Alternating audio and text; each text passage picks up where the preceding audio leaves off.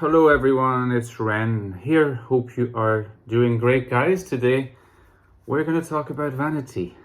And I'm sure after seeing the title of this video, you'll wonder, what the hell am I going to talk about? Am I going to come out and say INFJs are the most vain of all the types? Don't let yourself be fooled.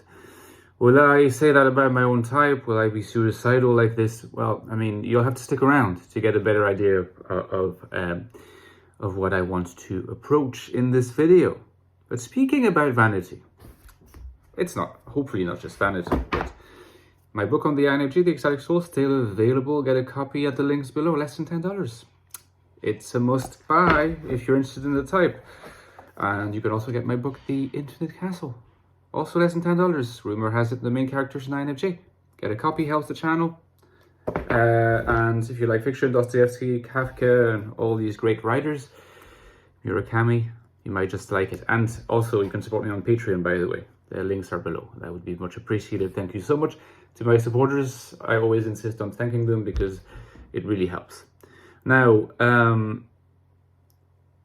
I had the idea to make this video because, I released a video not so long ago called What People Don't Get About INFJs, where I essentially was, talking about how real INFJs, as opposed to wannabe INFJs, are not particularly impressed with clickbaity videos. They're really trying to speak about the INFJ as like this super rare, like Sigma type, or, door slamming, like the dangers of door slamming, how INFJs can annihilate you if you betray them. I mean, making INFJs sound like either supervillains or superheroes or mythological creatures. And the point of the video was to use one of these kind of clickbaity titles, ironically, to convey the idea that a real INFJ is going to be much more interested in like a more sober exploration of a particular facet of their type than they are going to be by, that kind of thing. Which also means that there's going to be like channels on YouTube that are heavily followed by a lot of people who are not the type that they think they are, and that's just the reality. It's probably the case that channels where people are legitimately of their type are more likely to be slightly smaller channels that explore more substantive topics. The majority of people that are on the big channels and identify as a particular type and are like really serious followers are mistyped, and that's okay. In that case, I already made it clear that there is a significant vanity element to the exploration.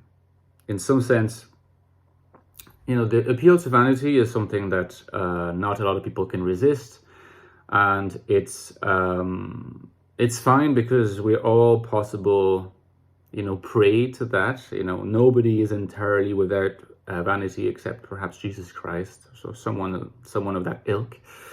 The appeal to vanity in the case of MBTI is very clear. If you take a test, you're even assigned a particular name, like the mediator or the architect or the advocate or the logician, the analyst. Who wouldn't want to be a consul or an architect, or a mastermind? Notice how those names are specifically picked. They are meant to sound good. They are meant to make you want to be them, or they are meant to make you happy that you got that result, regardless of what result you got. So the appeal to vanity in this case is analogous to, what astrology can do, although there are significant differences between MBTI and astrology, and that astrology, when taken from a substantive and speculative perspective, such as the Jungian perspective, can be also certainly an interesting discipline to investigate. Now, the vanity of INFJs exists though, and the vanity of INFJs does not stop at the vanity, if you like, of would-be INFJs, of wannabe INFJs that are not really INFJs. That is a significant component of the issue, because in some sense the vanity project's element of type exploration is only as efficient as you're willing to make it superficial. From the moment that you go a little bit more in depth, you are going to inevitably encounter the possibility that you may not be the type you think, that your type actually has challenges, issues, is much more normal than supernatural, and has, you know, issues to face like just any other type would. So, you know, it's it's basically, you know, someone who's engaged in a vanity project is always going to be attracted to the less substantive and substantial content on YouTube, because that's what allows them to keep the myth going, you know. Otherwise, they're faced with the inevitability of further analysis. And the inevitability of further analysis is confronting the limitations of their type, the finitude of their type, if you like, the finitude. That's what people don't want to experience, these people anyway. Now, the vanity of real INFJs, like the vanity of a lot of N types, is different in nature, because it's a vanity that is a bit more pernicious. We're all also possibly the victims of it.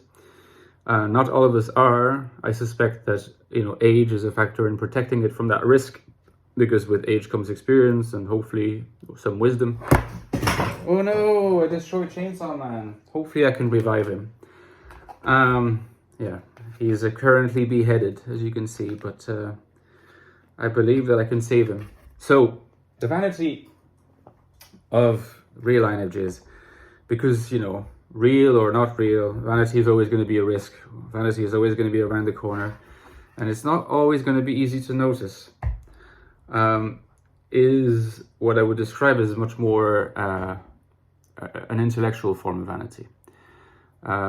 It's somewhat reminiscent of the vanity of, you know, priests in Nietzsche's work, and I'm not going to be able to enter into that topic, but I made a video on Nietzsche not that long ago, which you can check out for, you know, thoughts on that front. Because there's something you'll notice. Basically, a lot of people who are of the N persuasion, intuitive types, even people who have explored their type and confirmed their type, will tend often to still position themselves, whether implicitly or explicitly, as in a more enviable position than sensors, because sensors are supposed to be more practical, down to earth, more basic in some sense, more linear, more sort of salt of the earth, you know, and less abstract, less creative, perhaps. Now, let's remind ourselves of the fact that we're talking about the MBTI framework. You know, that's not the case. These distinctions are not operative in all type systems, but in MBTI that's the case, and MBTI is one such system. So often you'll see videos on YouTube that are interesting, because they'll do like you know, the S tier, A tier, B tier, like intelligence type, and they'll rank particular types according to their level of a certain type of intelligence. So it could be cognitive intelligence, or it could be creativity, or it could be social intelligence, or it could be bodily intelligence, or it could be so on and so forth, kinetic intelligence, and so on. And then you'll see often people being quite happily to rank the sensors high in, you know, kinetic intelligence, like when it comes to using their bodies and being practical, and maybe in some cases being social, but usually not very high in terms of the cognitive and abstract kind of intelligence. And often the people who make these videos will say things like, well, you know, like they'll come across like they're complimenting sensors, because look, you know, they rank high in these factors, in these areas, and intuitives not so much. But what's often left unsaid is that there is an implicit ranking in, you know, the type community, between not so much types in this case, but between different types of intelligence, in such a way that cognitive intelligence is still, at the end of the day, it's not said explicitly, but it still matters more than kinetic or practical intelligence. Let me just try to open the blinds a little bit, because this could be too bright, but yeah, you know, this is not said, and this will not be admitted by some people, but there is clearly a sense that not all types of intelligence are equal, and that, oh, look, lucky me, surprise, surprise, the type of intelligence that is presumably or supposedly accrues more to intuitives is the more noteworthy one.